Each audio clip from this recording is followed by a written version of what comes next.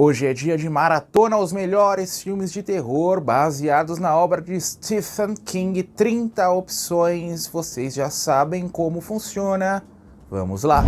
Eu sou o RRB, que você está no Terror de Hobby. Eu vou abrir a nossa maratona com Doutor Sono, sequência tão esperada de O Iluminado.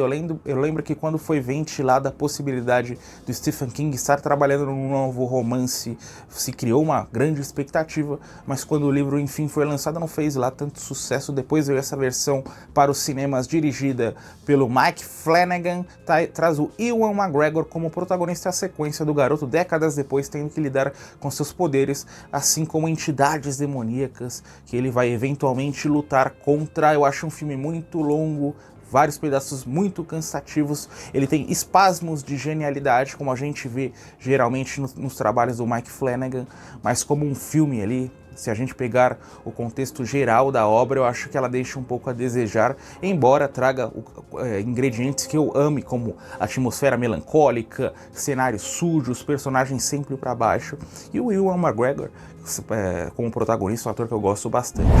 A Tempestade do Século. O filme foi concebido no formato de minissérie, então você pode assistir ele separadinho, né, por episódios, ou você pode pegar numa toada só, mais de 3 horas de duração, 3, 4 horas de duração. Eu assisti assim, não é um filme cansativo, né? Geralmente filmes muito longos, principalmente dentro do gênero de terror, são cansativos, não é o caso. É sobre essa cidade pequena, tem uma tempestade de neve que vai atordoar o lugar, só que ao mesmo tempo que essa tempestade de neve está acontecendo, um estranho chega ao local. Quem é esse estranho? Esse estranho parece ser uma entidade de outro mundo, ele quer algo, nós vamos descobrir o que ele realmente quer no lugar. O elenco é todo composto por atores menores, geralmente que fizeram muitas séries de TV, nem mesmo como protagonistas, mas são ótimos, conseguem nos entregar boas performances. Eu gosto das várias ambientações dentro dessa cidade, especialmente quando eles vão se abrigar dentro de um grande galpão ali que o terror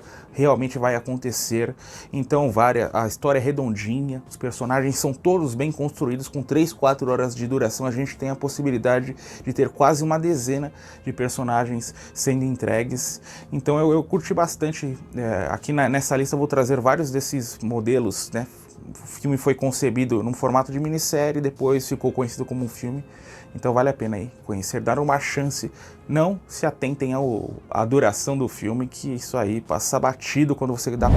O Nevoeiro. Após uma grande tempestade, pessoas buscam refúgio dentro desse supermercado, porém a tempestade não é o pior dos problemas. Parece que nós temos criaturas lá fora. Nós vamos ponderar junto com os personagens se vale a pena tentar a sobrevivência lá fora, lutando contra essas eventuais criaturas, ou se eles devem permanecer dentro desse supermercado, sucumbindo lentamente à loucura. Nós vamos misturar o terror com essas criaturas eventualmente atacando pelas portas do mercado, assim como o terror social, né? Os seres humanos ali, um entrando em conflito com o outro. Um filme que ficou tão celebrado dentro da cultura do terror, da cultura do sci-fi, da cultura do suspense, por seu final ímpar.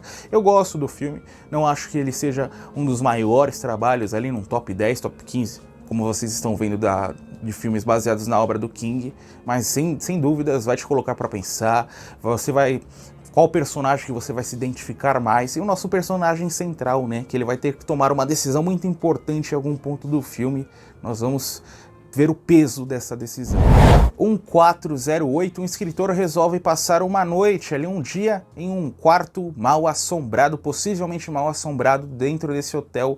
Ele vai pedir a chave lá pro gerente, o gerente vai falar para ele: ó, eu te recomendo, pense bem no que você tá fazendo, não faça isso. Ele resolve não escutar o gerente, vai pro quarto, e é ali que nós vamos ter o terror eclodindo. O John Cusack com Samuel L. Jackson. Acho que eu nunca falei do Samuel L. Jackson em um filme de terror aqui no canal.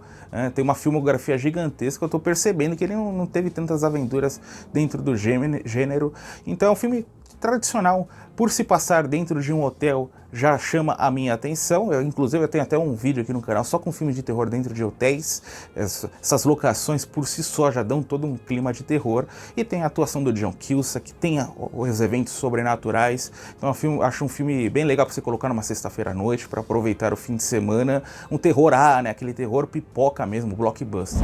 Jogo perigoso, um casal vai passar um fim de semana nessa casa de campo isolada, eles vão tentar apimentar a relação, vão para o quarto, vão se utilizar de um joguinho lá, mas algo sai de muito errado.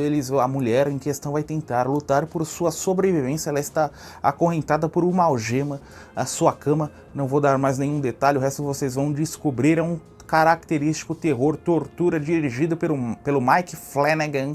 A protagonista é uma atriz que sempre dá as caras nas obras do Mike Flanagan, nos filmes do Mike Flanagan. Eu acho uma atriz regular, aqui ela presta um bom trabalho. Tem uma cena aterrorizante que em relação à mão com a algema, que é um dos negócios mais cruéis que eu já vi dentro do terror. Não recomendo. Em vários momentos a gente desvia o olhar para o que está acontecendo em tela. O filme provoca sentimentos mistos com a subida dos créditos, porque ele traz outros ingredientes fora da trama. Não sei, para quem assistiu já sabe, novos personagens que não se inserem relacionados ao universo do Stephen King, e depois eles simplesmente não deram sequência, então aquilo fica meio inútil, a história só prejudica na minha visão. Então é um filme aí para você que gosta desse terror um pouquinho, que não oferece concessões aos personagens ou muito menos ao espectador, você pode dar play. Eu assisti esse filme na Netflix, acho que está no catálogo ainda. Carrie, a estranha, uma adolescente, sofre com sua mãe tóxica, sofre bullying na escola, só que ela acaba desenvolvendo poderes, espécie de poderes especiais. Aí nós vamos ter a sequência de nosso filme, a vingança de Carrie contra seus algozes. Sissy Spacek como protagonista, um dos papéis que conseguiram explodir a carreira da atriz, uma atriz que eu amo dentro da década de 60. Ela fez vários filmes incríveis, em especial aquele Três Mulheres, do Robert Altman, que também é espetacular dentro do gênero de drama.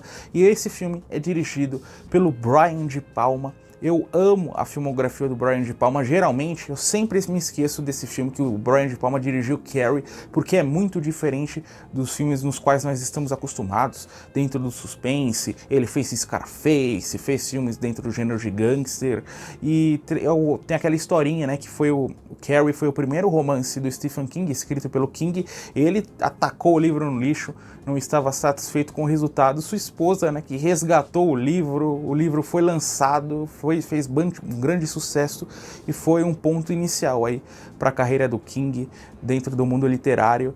Então tem esse detalhe. Teve outras, no final da década de 90, se não me engano, teve uma sequência que eu assisti. É um filme ruim, mas tem seus momentos. Teve um remake no início dos anos 2000 com a Angela Betts, que eu tô para conhecer. Eu gosto bastante do trabalho dessa atriz. Teve um remake mais recente que eu também não assisti. Mas enfim, duvido que algum desses filmes superem Carrie, o primeiro Carrie com a Sissy Spacek.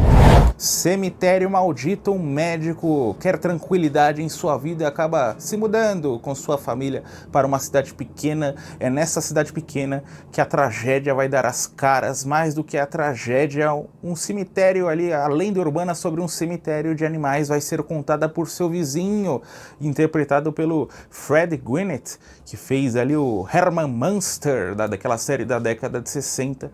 Então aí tudo vai converger, nos dando bastante terror. Foi baseado no livro do King.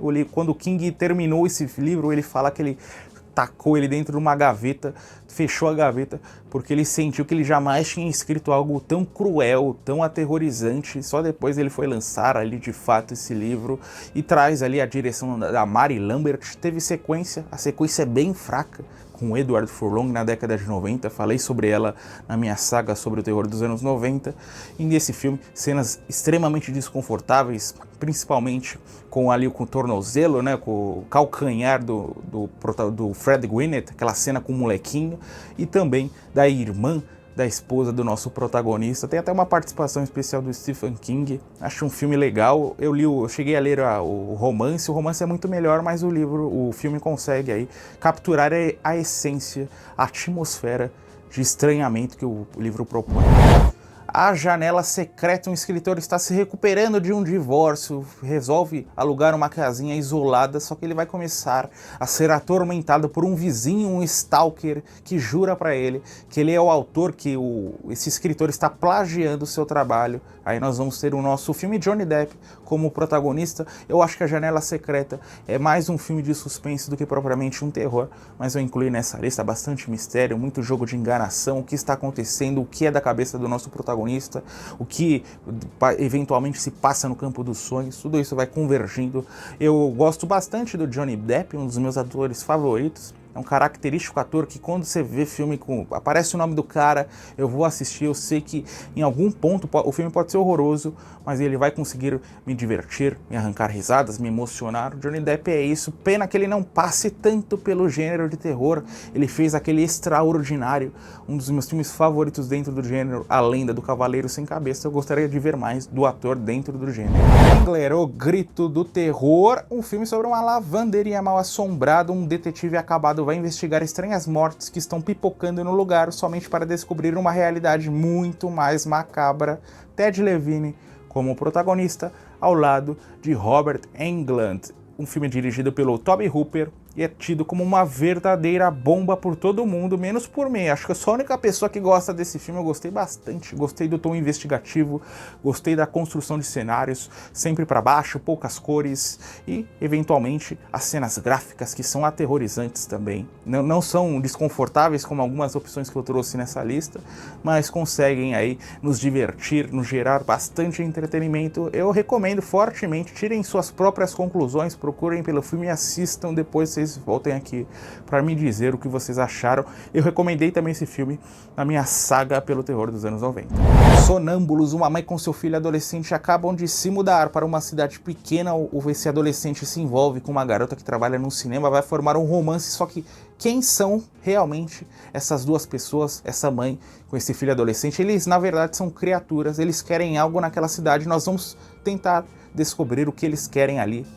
Eles estão interessados em alguma coisa realmente ou eles estão ali simplesmente para gerar o caos? É um filme menor, baseado na obra do Stephen King do início dos anos 90. Tem seus bons momentos, tem seus momentos mais cansativos, momentos que a gente não entende muito a história, as motivações, como eu disse na sinopse, mas vale a pena assistir. As transformações dos personagens são impressionantes e as cenas ali do terror construído em suas maquiagens também são legais de se assistir. Vale a pena conhecer, embora quando a gente vê o título Sonâmbulos, a gente espere uma coisa completamente diferente do que o filme realmente entrega. Um cachorro São Bernardo bondoso vai ser mordido por um morcego e vai desenvolver raiva.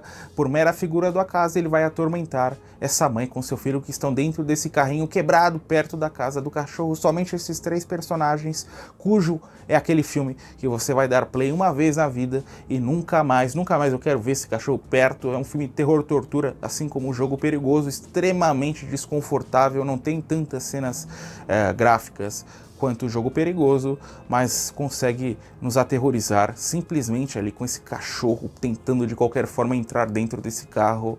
Então aí, filme dos anos 80, diferente do terror que nós estamos acostumados. Trocas Macabras, esse filme é protagonizado por Max von Sydow e Ed Harris. Max von Sydow vai interpretar um senhor na faixa dos 50 a 60 anos.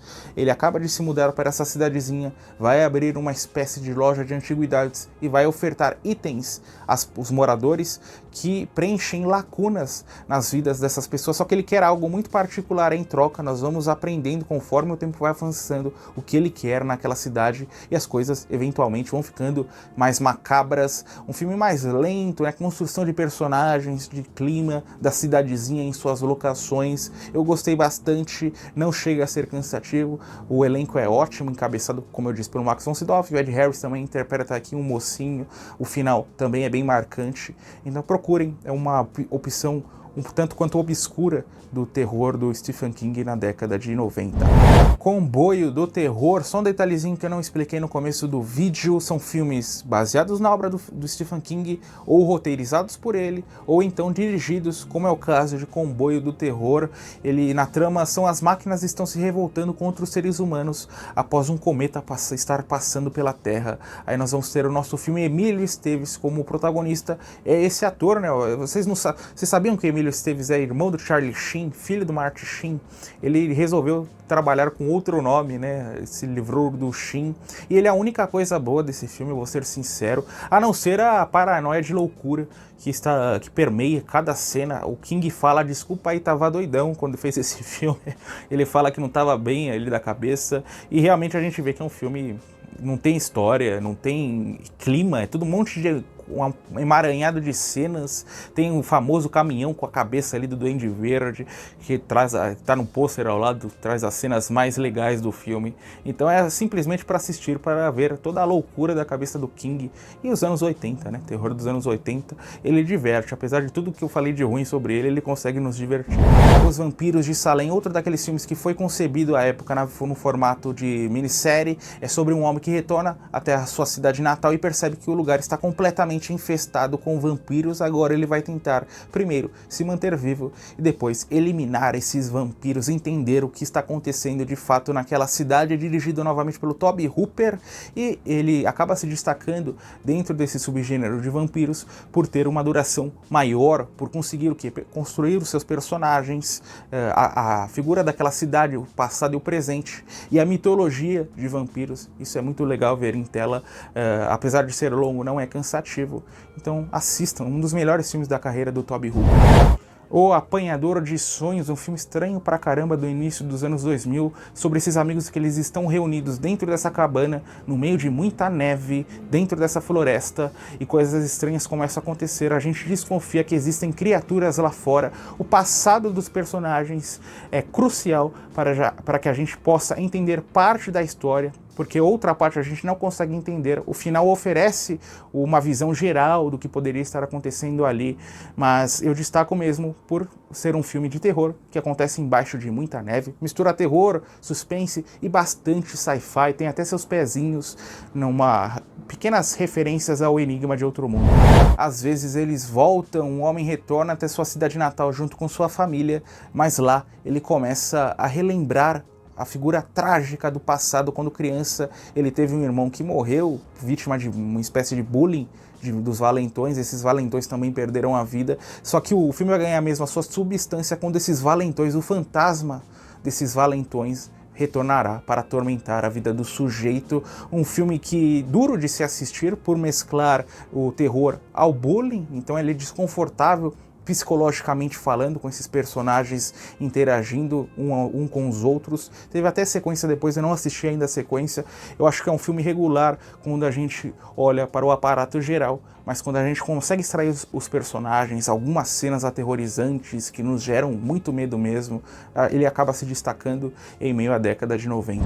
O Passageiro do Futuro, um homem com problemas cognitivos vai passar por um experimento científico que promete lhe atribuir bastante inteligência. O problema é que ele fica inteligente demais e só vai trazer o mal para as pessoas ao seu redor. O Passageiro do Futuro traz como protagonista o Pierce Brosnan, né, o Senhor 007, interpretando esse cientista, e eu recomendo que vocês assistam a versão de cinema, não procurem pela versão do diretor, que a versão do diretor ela é muito longa e os 40 minutos iniciais não contribuem em absolutamente nada para a história.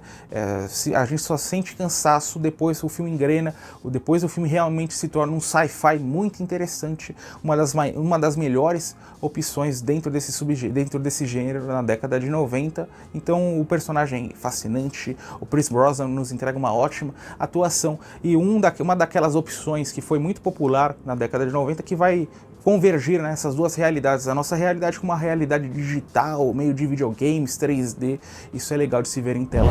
A Criatura do Cemitério, trabalhadores braçais estão executando uma tarefa em um porão de uma grande fábrica. Eles percebem a presença de muitos ratos, só que esses ratos não são o único problema, existe também uma criatura ali dentro que vai tentar tirar a vida de cada um desses personagens. É um filme B, né, bem pouco conhecido, de 1990, geralmente quando a gente olha para o terror do King nos anos 90, mesmo nos anos 80, a gente passa em branco por esse filme, muita gente nem sabe da existência dessa obra. Eu recomendo fortemente. Ele é um pouquinho desconfortável por trazer uma locação bem suja, né, no porão, esgoto, muitos ratos, mas traz um terror que também consegue nos assustar, nos tirar do lugar comum, e é mais do mesmo ali quando a gente fala na estrutura de história.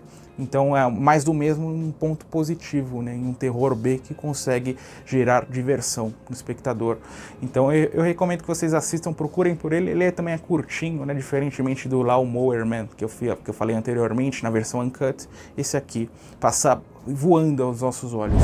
Chamas da Vingança, um casal passa por um experimento científico, eles têm uma criança, um filho, e essa filha em questão nasce com uma espécie de poder especial, o governo vai atrás, evidentemente, dessa família, é a história de fuga dessa família. Drew Barrymore, ainda criança, como protagonista, ela que fez também aquele Cat's Eye, né, Olhos de Gato, que eu cortei dessa lista porque tinha muito filme, então 30 tá bom.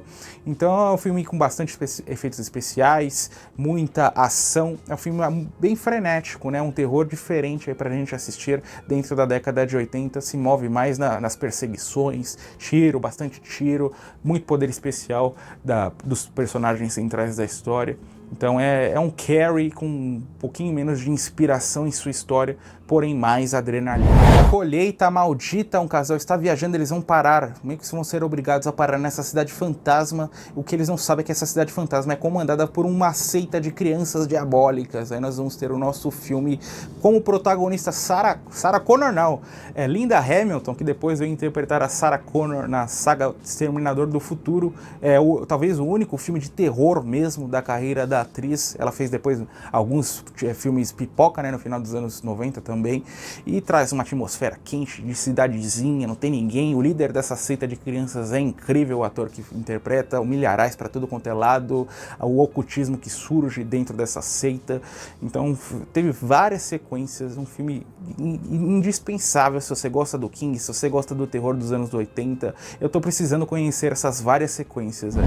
A Metade Negra, um escritor utiliza um pseudônimo para escrever livros de terror. O problema é que ele é descoberto e ele tem que expor esse pseudônimo, expor seu nome real, e crimes vão surgir ao mesmo tempo que ele expõe seu nome real, e nós vamos tentar desvendar esse mistério. Seria esse homem que estaria cometendo esses crimes? Seria uma pessoa idêntica a ele, um doppelganger? Ou nós estamos dentro de um jogo de enganação, uma outra pessoa está tentando colocar a culpa nesse homem? Nós vamos tentar montar o quebra-cabeça, embora fique bem claro, já com 20 e 30 minutos, em qual tipo de filme nós estamos inseridos. Esse filme é dirigido pelo George Romero, é um filme bem menor da filmografia do diretor, menor apesar de ter um bom orçamento, visualmente impecável, várias ambientações diferentes, vários personagens fascinantes, e um final ali com efeitos práticos que realmente nos encantam. Um terror que quando eclode nos assusta, é um terror móvel, dinâmico, tem cenas dentro de hotéis, cenas em cemitérios, cenas na casa do personagem central da história, em quartos abandonados desse jornalista aí que descobre a parada. Então é um filme que eu recomendo. A gente olha muito para os filmes de zumbi do Romero e esquece das outras opções que ele dirigiu, que são boas também. Eu vou trazer outra daqui a pouco. A Hora do Lobisomem. Estranhas mortes acontecem nessa cidade pequena, o pessoal está tentando descobrir quem é o responsável por isso, só que um garoto, ele tá falando para todo mundo, um lobisomem, nós temos um lobisomem entre nós, ninguém acredita nele. Evidentemente nós temos um lobisomem, né? Um filme de lobisomens protagonizado pelo Corey Haim, né? Um dos atores mirins de maior evidência dos anos 80 e um dos meus filmes de lobisomem preferidos dentro da década de 80. Ele é baseado em um romance do Stephen King, eu não li o romance, ele é considerado muito fraco, né? Mesmo pelos fãs do autor, ele é curtinho, inclusive eu não tenho na minha coleção esse livro. Então o filme eu amei cada segundo, né? Então se você gosta desse subgênero, filmes de lobisomens, essa é uma parada mais do que obrigatória. Creepshow, outro filme que eu prometi do Romero, filme concebido no formato de antologia, são várias histórias, tem um sujeito que retorna de seu túmulo para atormentar a sua família, tem um homem que começa a virar uma planta, tem um conto com um monte de barata. Não recomendo esse conto. Tem um conto que é uma vingança, né? Um plano de enganação que vai acabar em vingança. Tem Leslie Nielsen no elenco, tem o Ted Danson, um grande elenco realmente, estou até esquecendo nomes aqui, Ed Harris, e todos os contos são incríveis. Esse conto com as baratas, ele é muito desconfortável, às vezes é esse conto que me impede de revisitar o filme mais vezes, é o último conto em questão. O primeiro conto é fenomenal, e tem um conto, o primeiro conto é o sujeito que retorna do túmulo, e tem um conto com o Stephen King, que é esse homem que vai virar planta também, que é um conto incrível. Então, Creepshow, quando a gente fala de filmes de contos de terror, esse é um dos melhores, se é que não é o melhor. Talvez não seja o melhor, na minha opinião, mas é um filme incrível, não para nem mesmo por um segundo. Filmes de contos são assim, né? Se você tem contos mais ou menos, o filme mesmo assim consegue ser dinâmico. Quando você tem todos os contos muito bons, se torna um clássico instantâneo. Louca obsessão, o escritor sofre um acidente de carro e vai ser resgatado exatamente por sua fã número 1. O problema aqui é que essa fã número 1 é completamente lunática e vai aprisionar o homem. O Misery, né, em seu título original, é protagonizado pela Kate Bates, no papel de sua vida, e por James Caan, né, um ator tão físico, né, no seu modelo de atuação, aqui estando tão vulnerável, né, preso a uma cama. Tem a famosa cena do martelo com os pés, um negócio aterrorizante, e tem aquela historinha também que o Stephen King, ele escreveu esse livro ali na década de 80, e depois ele sofreu, acho que foi no final da década de 90, ele foi atropelado, sofreu um acidente, né, ficou internado, e ele proibiu, ele tinha terror desse livro, ele proibiu que qualquer uma das enfermeiras citassem esse livro, porque ele morria de medo daquilo de estar preso a uma cama. Então tem essa historinha curiosa, e um filme ali, terror, tortura, terror que não oferece recompensas embaixo de neve, somente dentro dessa casinha. Então eu recomendo aí, performances incríveis, direção do Rob Reiner, né, que foi ator, depois virou diretor. Então aí um filme de 1990. A Maldição, falei sobre esse filme bem recentemente aqui no canal. É sobre esse homem obeso que atropela um cigano, recebe uma maldição e vai começar a perder peso até desaparecer. Em meio a esse processo, o homem vai tentar quebrar essa maldição. Eu adoro o tom investigativo atribuído ao filme, dirigido pelo Tom Holland, porém mais do que isso, ver esse camarada perdendo peso, a utilização de maquiagem, de efeitos práticos é extraordinário. Infelizmente é um filme pouco conhecido, eu espero que com o tempo ele vá ganhando mais notoriedade. A Hora da Zona Morta. Eu falei em Carrie, é estranho, que eu me esqueço que o Brian De Palma dirigiu aquele filme. É exatamente a mesma questão nesse filme com o David Cronenberg. Quando eu passo pela filmografia desse diretor, que é um dos meus favoritos, eu me esqueço de A Hora da Zona Morta. Tem o Christopher Walken como protagonista, interpretando esse vidente. É um homem, né? Ele está noivo, prestes a se casar, tem a vida perfeita. Ele está em seu carrinho, ele sofre um acidente, fica em coma por um tempão. Quando acorda, ele tem esse poder, né? Conforme ele toca nas pessoas, ele consegue prever o futuro. Então nós vamos ter vários pequenos casos. Essa é a maior qualidade do filme.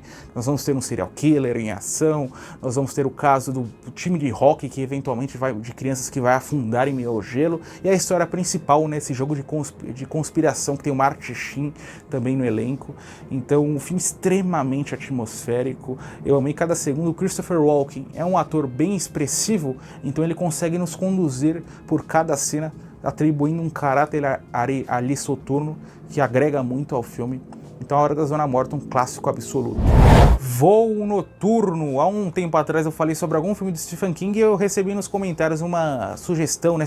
Todas as sugestões que vocês me dão de filmes nos comentários eu marco, né, para assistir depois. Foi o caso com o Voo Noturno, que eu não conhecia, assisti e amei cada segundo. Como vocês podem ver, eu já coloquei aqui nos melhores filmes do Stephen King. É sobre esse serial killer que está atacando, né, pequenas cidades. Ele vai com seu aviãozinho, vai para de cidade em cidade e ataca. É um possível vampiro.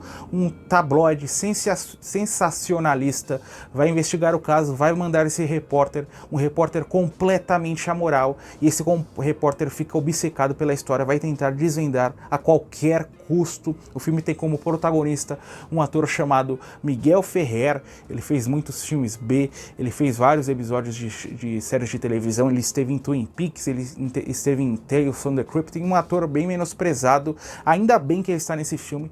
Ele consegue, tem atores, né, como James Woods. A gente olha para o rosto do James Woods, a gente sempre acha ali o cara que quer passar a perna, né, interpreta sempre esse tipo de personagem. O Miguel Ferrer é a mesma coisa, sempre mal-humorado, sempre personagens amorais. Então ele está em casa dentro desse filme, super atmosférico, investigativo. O tipo de terror que eu mais gosto é o terror investigativo. Ele vai de cidade em cidade, ele também tem seu avião, ele vai perseguindo esse possível vampiro, vai unir várias histórias, tem o terror sensacionalista, tem esse repórter, tem o jogo de vampiros, é incrível, impecável do começo ao fim, em especial o seu desfecho, que vai ficar na sua cabeça por um bom tempo. Então procure por esse filme, agora terminou essa lista, pode procurar, assim como A Maldição, procura que você não vai se arrepender. Eu duvido que a maioria de vocês conheçam, né? Geralmente a gente fica, quando a gente fala do trabalho do Stephen King nos melhores filmes, que eu vou falar daqui a pouco, e se esquece dessa pérola, dessa raridade dos anos 90. Christine, o carro assassino, falei de grandes diretores, agora chegou a hora do Carpenter. Na trama temos esse garoto vítima de bullying, esse adolescente, ele vai parar nesse ferro velho, vai comprar esse carro caindo aos pedaços, vai restaurar o veículo. O que ele não sabe é que esse carro, apelidado de Christine, é uma entidade diabólica que se move por sua própria vontade. Christine é um dos filmes mais nostálgicos dentro dos anos 80, eu me lembro de Uma Madrugada Perdida do início dos anos 2000, eu assisti esse filme, não me lembro se foi na Globo, se foi no SBT. Então o elenco é mais ou menos, na verdade a grande estrela do filme é o carro, é essa construção visual desse Plymouth, né? Não sei qual é a pronúncia correta do nome do veículo, e é um dos melhores filmes que consegue adaptar, né, a essência do romance escrito pelo King. It, uma obra-prima do medo. Vale dizer aqui que eu peguei apenas um exemplar puro romance, então deixei de fora o remake que saiu nos últimos anos. Esse filme de 1990, dirigido pelo Tommy Lee Wallace, foi concebido no formato de minissérie, ou seja, são umas 3 horas que você vai parar em frente à televisão. Tem o Tim Curry interpretando Pennywise, é aquela história que nós estamos acostumados. Eu prefiro essa primeira versão, o palhaço é muito mais assustador, a criação de clima, a criação de ambientações dentro dessa cidade, mesmo a quebra temporal, né? São duas histórias diferentes, dois planos temporais diferentes. Então, um filme inesquecível, It aí para você, tanto do cinema quanto dentro da literatura, dos livros do King, It, a coisa melhor que você pode encontrar. O Iluminado é o melhor filme baseado na obra do Stephen King, dirigido pelo Stanley Kubrick, um filme que o Stephen King odeia, né, com todas as suas forças, trazendo a jornada dessa família, comandada pelo Jack Torrance. Ele vai trabalhar no Hotel Overlook, quando o hotel está fechado, na manutenção do lugar. É lá que ele vai sucumbir à loucura. Jack Nicholson como protagonista, Shelley Duvall no elenco, interpretando a mulher do nosso personagem principal, e uma obra de arte. Cada frame a gente pode pensar as composição de cores dentro desse hotel, os itens espalhados, os cenários, mesmo o fora, aquele labirinto que temos no hotel, que vai ser crucial para a cena final. Então, uma obra-prima suprema, um filme bem longo, né, mas que a gente o filme poderia ter 10 horas de duração que a gente nem piscaria assistindo aos eventos da história. Eu cheguei a ler o romance também, ele é bem diferente, como o King diz, né, em sua estrutura, mas tudo que o que tem de mais essencial no romance tem também no filme. Então o Kubrick conseguiu trazer tudo isso para apenas 2 horas de filme. Enfim, obra-prima suprema dos anos... Filme de 1980, né? Parece que é um filme da década de 70, mas é um filme de 80. Mais um vídeo que chegou ao final. A maratona hoje foi longa, mas não pare por aqui. 2 opções especiais para continuar dentro do terror, dentro do canal, assistindo e maratonando nosso conteúdo.